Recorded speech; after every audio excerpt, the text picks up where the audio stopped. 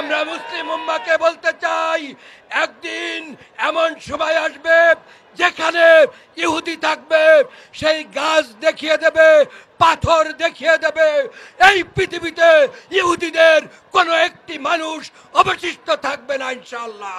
গাজা ফিলিস্তিন আমাদের রাফায় তারা একের পর এক হামলা চালিয়ে গাজা ফিলিস্তিন রাফাকে তারা মরুভূমিতে পরিণত করেছে, ধ্বংসস্তূপে পরিণত করেছে।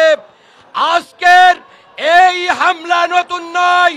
তারা 1948 সালে ফিলিস্তিনে একটি ইসরায়েলি রাষ্ট্র গঠন করে মুসলমানদের বিরুদ্ধে তারা এই হামলা প্রথম শুরু করেছিল।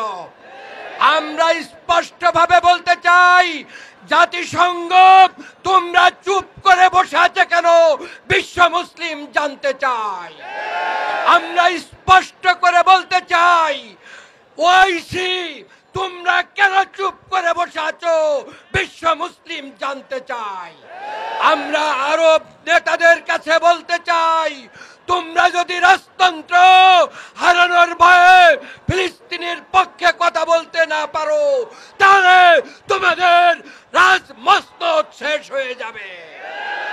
আমরা বাংলাদেশ জামাত ইসলামীর পক্ষ থেকে সুস্পষ্টভাবে বলতে চাই, আসুন সমগ্র বিশ্বের মুসলমানেরা আমরা ফিলিস্তিনের পক্ষে দাঁড়িয়ে যাই। আমরা বলতে চাই, সমস্ত ইসরায়েলের পণ্যকে আমরা বয়কট করব। আমরা মুসলিম উম্মাহকে বলতে চাই, একদিন এমন সময় আসবে যেখানে ইহুদি থাকবে, সেই গাছ দেখিয়ে দেবে, পাথর দেখিয়ে দেবে, এই পৃথিবীতে ইহুদিদের কোনো একটি মানুষ অবশিষ্ট থাকবে না ইনশাআল্লাহ।